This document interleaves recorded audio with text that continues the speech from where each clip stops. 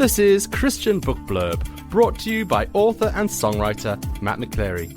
Get a behind-the-scenes glimpse into the lives of some of your favourite Christian authors, hear about their books and faith. Also, why not check out my website, mattmcclery.com. This episode of Christian Book Blurb is sponsored by the book God Whispers, Our Life Changes by Michael and Delane Solkeld. Available now from godwhispersforlife.com. Well, hello and welcome to this edition of the Christian Book Blurb podcast, where we like to encourage you in your discipleship one book at a time, as we meet some amazing Christian authors and learn about their books, their lives, and their faith. I'm your host, Matt McChlery. Thanks so much for clicking on over here and joining in today. Now, today I am going to be speaking about being part of God's redemptive story with the author Leon Evans. Let's welcome Leon to the podcast. Hi, Leon. Hi, Matt. It's good to be here. It's great to have you with us. And you've just written and released a brand new book called No Greater Story. So could you just explain for our listeners, what is the theme? Well, it was the theme book for Spring Harvest, wasn't it? Yes, Matt, it was. Yeah. So this is the first book I've written. So that's quite exciting as well. Wow. And Congratulations. Thank you very much. Thank you very much. Yeah, I've aged a few years in the process of doing it, but yeah. So Spring Harvest is a big Christian festival that's been around for decades now. And I'm part of the leadership of Spring Harvest. And so I was asked if I would write the book. Every year, somebody's commissioned to write a theme book, which becomes the book for that theme for the year. But it's hoped that the book goes on beyond the event, really. So I was very honored to be invited to write that. It's funny because 40 years ago, I went to the event as a teenager with my family, and our lives were transformed, changed. The spiritual trajectory of our lives was changed really as a result of the event. So to be invited 40 years later to go back and not only write the book, but to do the Bible teaching as well was just a great honor, really. So that's the kind of background to the book. The book is part of a trilogy of books, really, that the next 3 years, Spring Harvest is going on this theme around the word greater. So I was asked to write really about the greater story of God, which is quite a big theme, really. And so I decided to do it through the eyes of Isaiah. So that's kind of looking at the big story of God, the creator, the redeemer, the perfecter, the God at the beginning, God in the middle, and God at the end. And where do our lives, where does our stories fit in to that bigger story of God? And it's very interesting how you've managed to use the book of Isaiah to kind of give a broad overview of the entirety of Scripture in a way. You've kind of gone right from Genesis all the way through to Revelation, kind of mapping it out, using Isaiah as like a focal point to do that. Now, it's not just a broad biblical brushstroke. I mean, it is that, but you zoom in, you hone in on certain things, which I think is really useful for us on some really relevant themes. So, for example, you've got a chapter called "God is Greater Than Our Fears." So, could you just tell us a little bit more about that? Yeah, I think we've come out of unprecedented season of chaos and change and trauma, really, as a world. And I think we've lost a little bit of the sense of the bigness of God and this greater story that we sit under. And so I wanted to do two things. I wanted to paint the picture of the greater story of God, but also to say that means something. That means that if God is as great as he is, as Scripture says he is, he's greater than those things that are against us and those things that are, before us. And one of those is our fears. I think we live in an increasingly fearful age, and I get that. The world is changing globally, crisis after crisis, instability, geopolitical unrest, and we can lose the sense, and we can think that, like a little bit like when the children of Israel went in the promised land, and it says they seemed, there were giants, and we seemed like grasshoppers, And I think when it comes to fear and anxiety, which I think are quite linked, we live in a world now where fear seems bigger than God. And it isn't. And so I wanted to be very practical. I'm not really a theologian as such. I'm more of a practitioner, leader of a church. And I wanted to be really practical. If God is greater than, he's greater than our fears. And so in that chapter, I try to take people on a little journey to say, hey, as a Christian, it's okay to be fearful at times, but where does that fear take you? Does that fear take you Mm, down, or does that fear cause you to look up? And when we look up, mm, we see a God who is greater than our fear. And so that's kind of the basis of that. that's so important, isn't it? Mm. Not to sort of be afraid of fear. Well, that Yeah, sounds weird.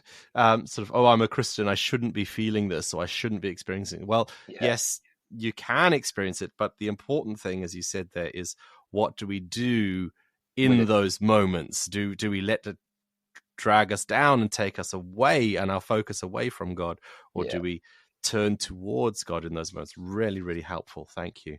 yeah, Now, you also deal with all sorts of things. Oh, this is great for a podcast like this. Look at discipleship teams.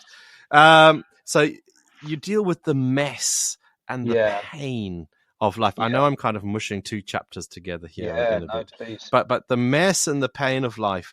And what should our response be when we find ourselves in a mess, or Yeah, indeed if we're experiencing pain? What should we yeah. do? Yeah, the kind of thread that runs through the book really is these kind of ideas that every one of us has a story. Nobody really Mm, gets the story that they want. I haven't, you probably haven't, the listeners haven't, but all of our stories can be redeemed, can find meaning and purpose when they become part of God's bigger, greater story. So that's the kind of premise to the book really. And that means that, and if God is the creator, he's there at the beginning, but if he's the redeemer, he's really there in the middle. And I love that idea that actually we're all in the middle of our story to some degree, and God is there in the middle. And I think when you look through the eyes of Isaiah, you see the prophetic pictures of the suffering servant and Jesus that is going to come and literally be in the middle of our story, really. And so that means that when we're in a mess, that's where God is. He's in the middle of our mess. When we're in pain, he's in the middle of our pain. When we're in doubt, he's in the middle of our doubt. He's not distant. He's not away and aloof, but he's right there in the middle. And to me, that's part of the greater story of God.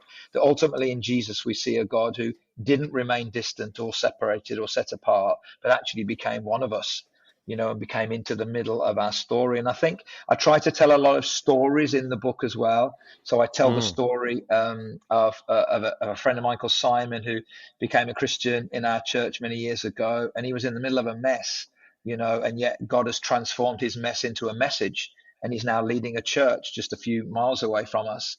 And God can do that because so whatever your mess, whatever your pain, when you allow God into your story, he can redeem that story. He can turn that mess into a message, and he can bring healing out of pain.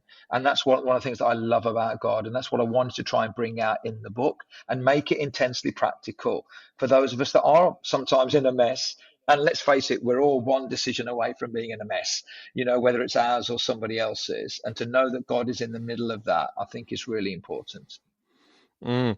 And that idea of turning our mess into a message, I know the example Yeah. you gave there is it's a great one, but I guess sometimes people get stuck a bit because they think, oh well, if God's done something for me, therefore that equals I must go into ministry or I must start a church. And I know your friend did in that Yeah. story you shared, but I guess it reaches much more broader than that. Just because God's helped you in the middle of your mess and you have Yeah. a message, it doesn't necessarily equal, well, now I'm going to lead a church or now I'm Yeah. going to preach sermons. It could look like, well, what could Yeah. it look like?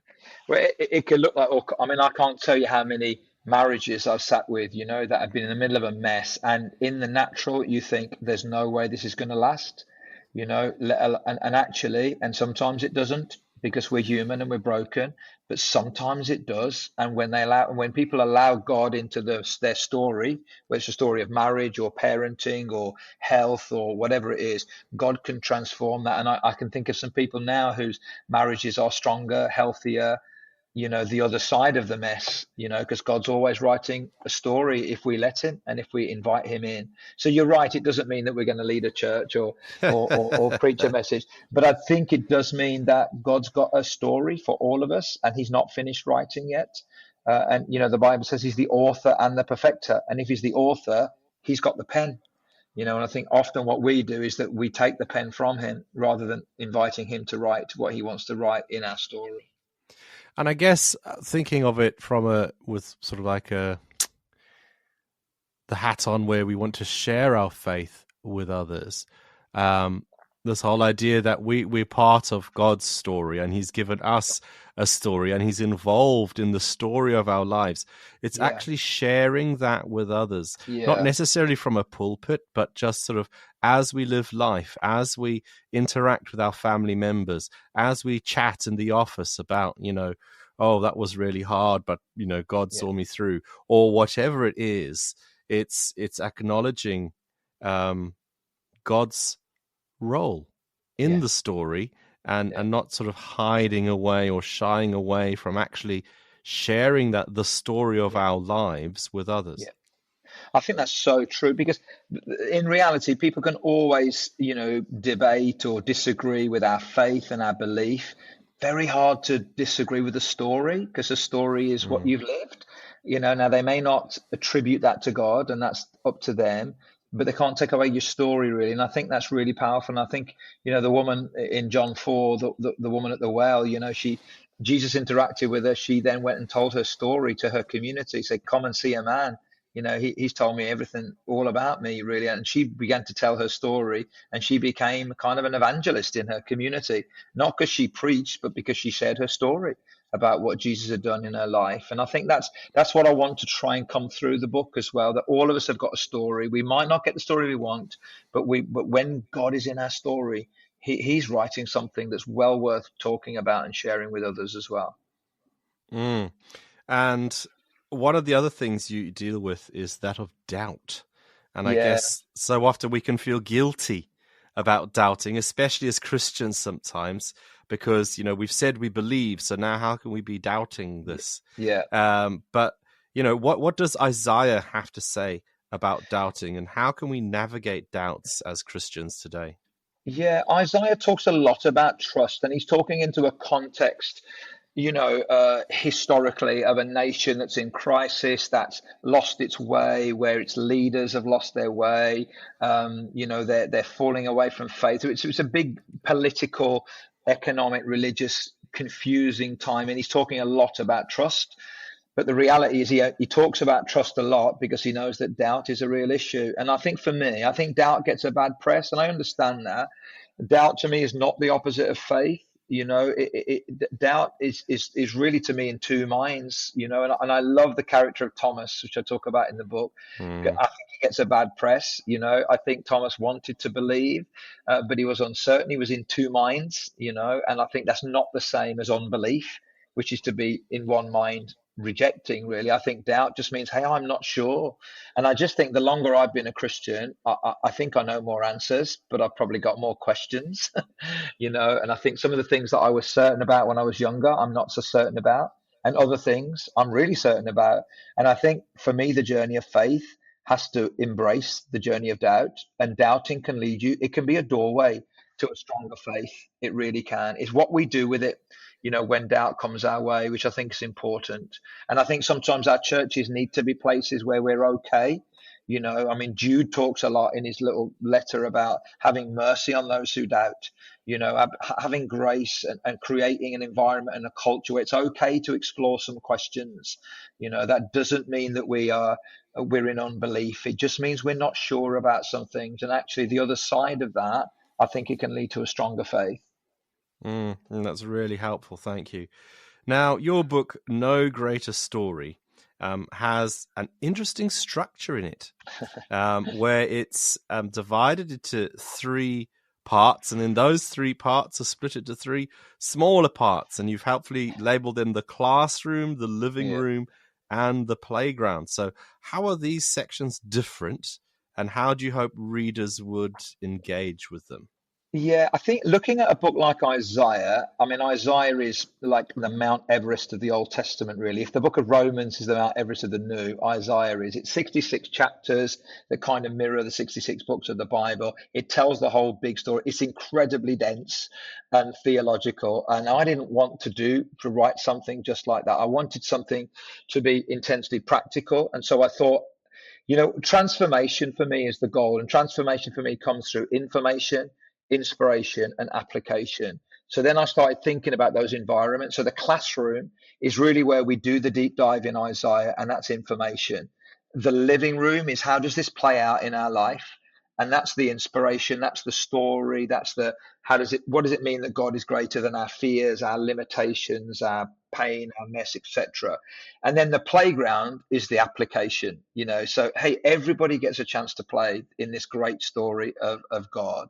And so that's where we get creative. That's where there's a website link in each of those chapters, so you can go on the website and there's extra resources, extra books, extra other organizations that have written into these things far better than I could. So again, it's those three environments, which I think the classroom, the living room, the playground, the information, the inspiration, and the application. We need all those three ingredients if we're to see transformation in our life. So that's the kind of thinking behind that. And then we used that structure at Spring Harvest as well. And we talked about that in some of the sessions. Hey, this is a kind of more of a classroom situation where we're going to look at some information. This is more of in living room where we're going to be inspired. And this is more of a playground where we're going to learn to play and have a go and have some application as well. So that's the kind of thinking behind the structure. Great. And I notice in the book as well, it talks about a certain kind of font that's being used in the actual publication of the actual book itself, being a dyslexia-friendly font. What can you tell us about that and the decisions behind that and everything? Yeah, so Spring Harvest have commissioned the book are super focused on accessibility. It's one of the things that I think is such a unique thing about Spring Harvest. So we spend a lot of time saying how can we make sure everything we do is accessible, to whether someone has a visual impairment or a hearing impairment or a ability, accessibility issue, whatever it is. And then the Grace font is something that's recently been developed, and the publisher was really keen to explore this new font, which is what we've done. And I have to say, I've had lots of people who do have some dyslexia, who don't read books, who find reading books very difficult, saying to me, I can read this book, wow. and I can really access it. And some people in my own church, I've sold the book in my own church here, and they come to me and says, I don't normally read books, but I'm really enjoying this and I'm able to read it. And when I look at it, because I don't have dyslexia, it's just a different font to me. It doesn't mean anything, but I know to people that do struggle a little bit with dyslexia, it's been a help really. And so I'm really encouraged about that. Oh, that's great. Now, just before we take a short break, what advice can you give to our listeners about how we can live our lives in such a way as to become part of God's greater redemptive story, especially living within this lost and hurting world? Yeah, that's a great question, Matt. Yeah, I think I'd say first, I think we have to embrace our story, whatever it is. I talk a lot in the book about our youngest son, Simeon, who's got complex additional needs and very, very difficult. And I don't say everything in the book, but I say quite a lot. And I think, as young parents, we didn't want to accept that. We didn't want to embrace that. We've gone on a journey and are going on a journey saying, do you know what? We have to embrace that. That is the story we have. What does God want to do in and through that? And he has, and he is. And I would say the first thing is to embrace that story that God has given you. But the second thing I'd say is that, and go to God, and because sometimes when we don't get the story we want, it can turn us in two directions. It can turn us away from God, and we kind of shake our fist at God and say, God, how could you allow this to happen? Or we could say, God, where else can I go?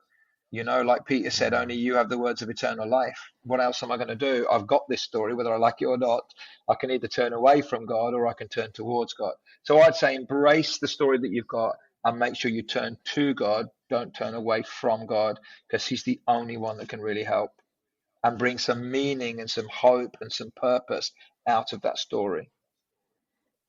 That's really great. Thank you. And we'll be back after these chatting more with the author Leon Evans about his life and his faith. So stay tuned. God Whispers Are Life Changers, a book by Michael and Delaine Sulkeld, is an incredible true life story of Michael and Delaine, an ordinary couple who listened as God led them from joblessness to starting and growing a business. then into ministries that have taken them from underprivileged neighborhoods in the United States to rural villages and orphan care in sub-Saharan Africa. It is a story of life lessons by example, of the elation and frustration in starting and growing a business, interwoven with heartwarming and heartbreaking stories of serving in their community and abroad, and how God led the way in it all. God Whispers or Life Changes by Michael and Delane Sulkeld is described as a must-read for anyone looking for God's direction in serving others. It is available now from their website godwhispersforlife.com, as well as on other online retailers. Do grab yourself a copy today. If you enjoy listening to this podcast, you can help keep it on the web. All you've got to do is buy me a coffee. Head over to buymeacoffee.com/Matt McChlery to make a donation. There is a link in this episode's show notes. So go on, buy me a coffee today and help this podcast to keep supporting Christian books and authors. Hello, welcome back to the Christian Book Blurb podcast. I've been chatting with author Leon Evans all about his new book, No Greater Story, Rediscovering Your Place in God's Epic Adventure. Now, Leon, at this side of the adverts, as it were, we like to get to know the author a little bit better. So, what do you like to do for fun? For fun.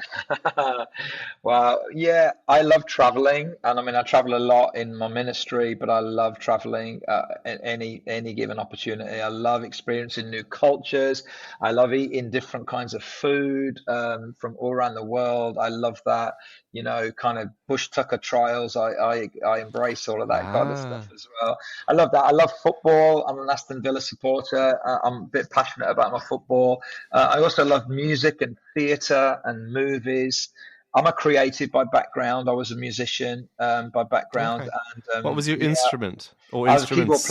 keyboard player. So, in fact, at okay. Spring Harvest, I led worship there for several years. And Okay. now I'm more on the speaking side. I don't do so much worship leading, but that's my background.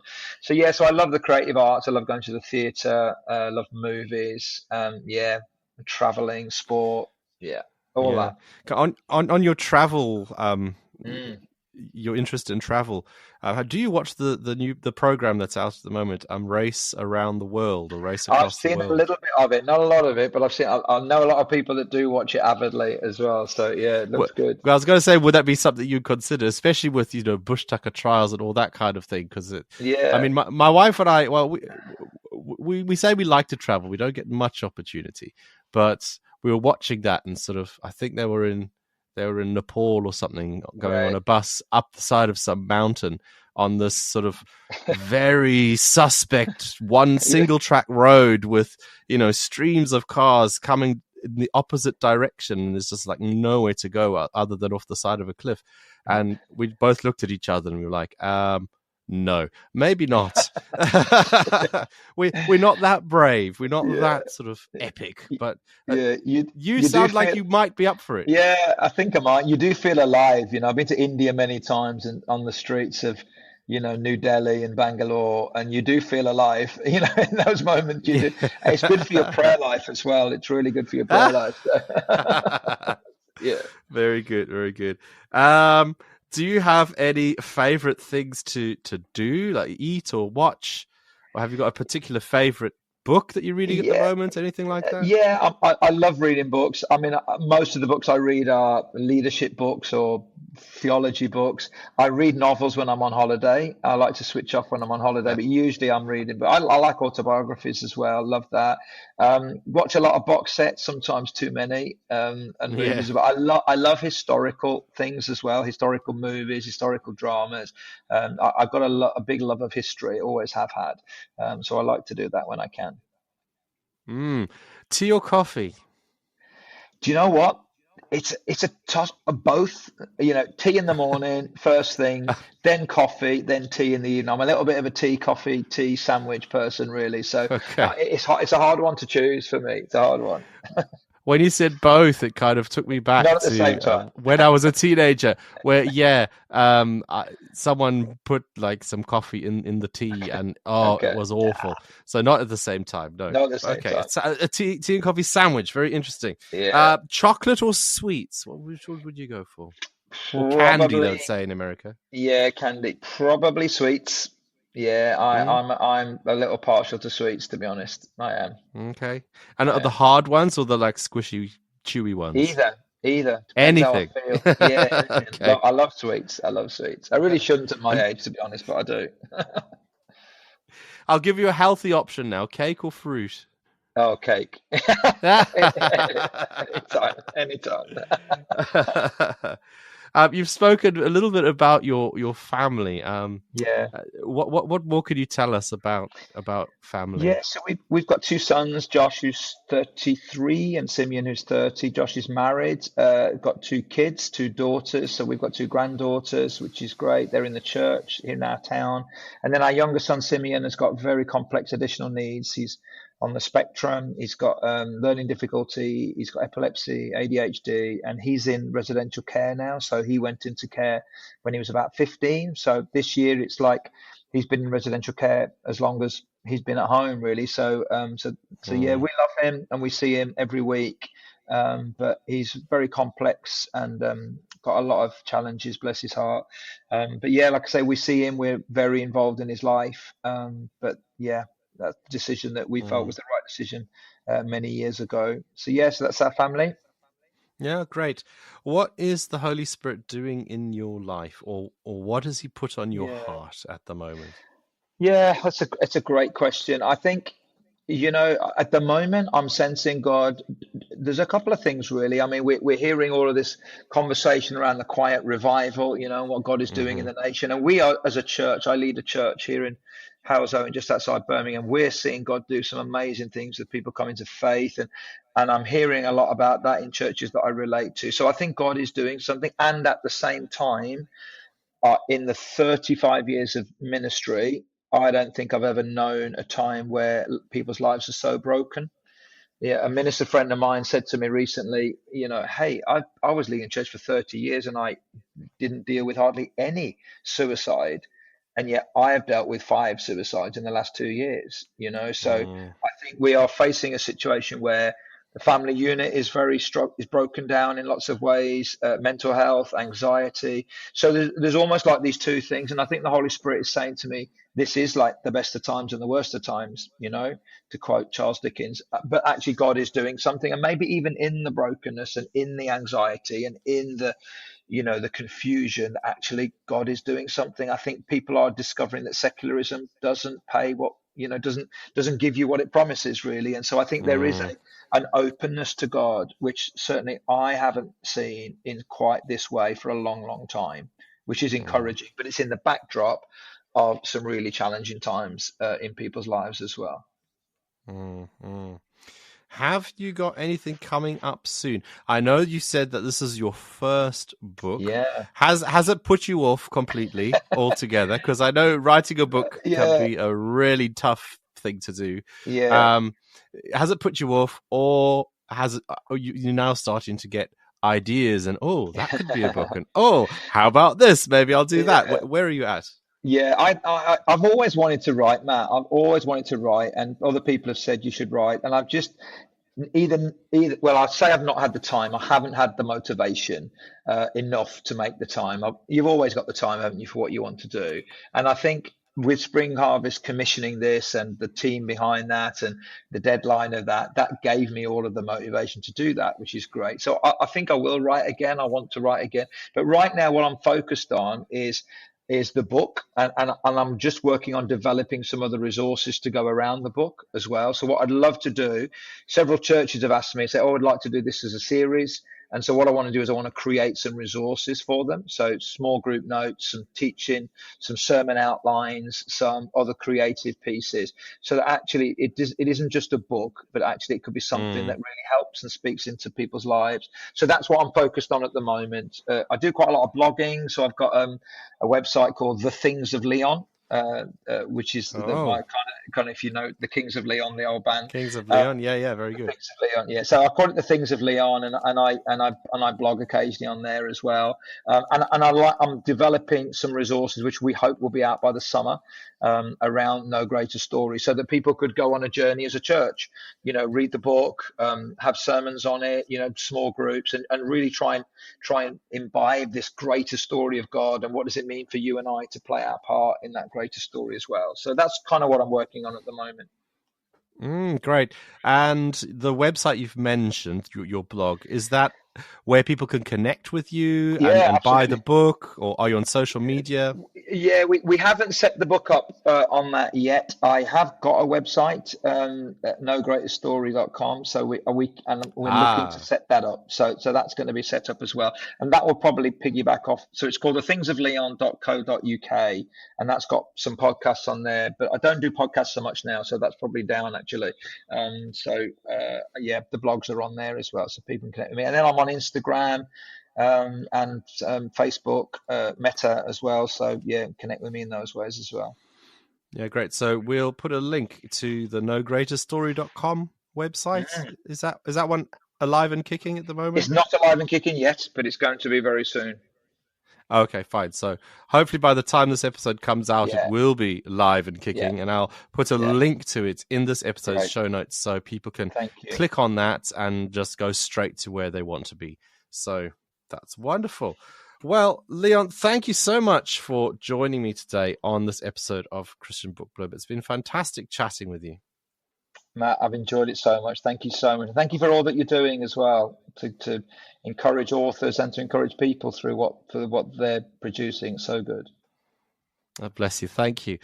I just want to give a really big thank you to the sponsors of today's episode. This is the book God Whispers Are Life Changers by Michael and Delane Silkeld. That book is available now from their website, godwhispersforlife.com. Do go and check it out. And thank you as well for listening to this episode of the Christian Book Blurb podcast. Don't forget, another one drops on the 1st and the 15th of every month. So I'll be back really soon chatting with another Christian author all about their books, their life, and their faith in order to encourage you in your discipleship, one book at a time. So do join me again really soon. Thank you and goodbye. Thanks for listening to Christian Book Blurb with your host, Matt McChlery. Do give it a like, give it a share, and let your friends know all about it. We do hope to see you again soon on another Christian Book Blurb.